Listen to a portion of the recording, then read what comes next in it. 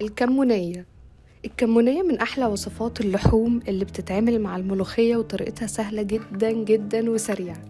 الأول بنجيب 4 فصوص توم ونقطعهم، أو لو عندك توم مفروم ممكن تحطي معلقة صغيرة.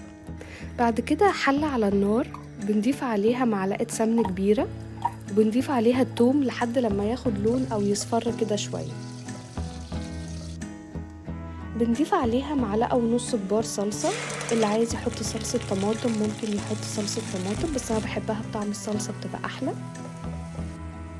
ونقلبها شوية، وبعد كده رشة ملح طبعا على حسب الرغبة، ومعلقة صغيرة فلفل أسود،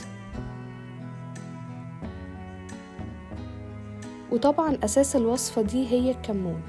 بنضيف معلقة كمون كبيرة وبنقلبها مع الصلصة والثوم.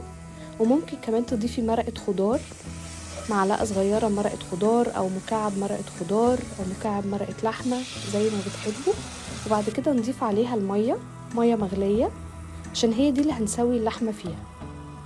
بعد كده بنضيف اللحمة ونسيبها على نار متوسطة لحد لما تستوي خالص وتتشرب الصوص الجميل ده وتتقل كده.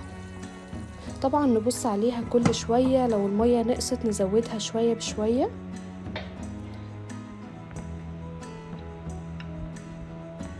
وبعد كده بنقدمها مع رز وملوخية. شايفين الصوص تقل ازاي؟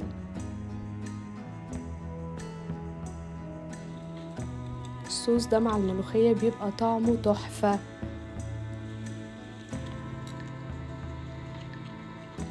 وبعد كده بالهنا والشفا.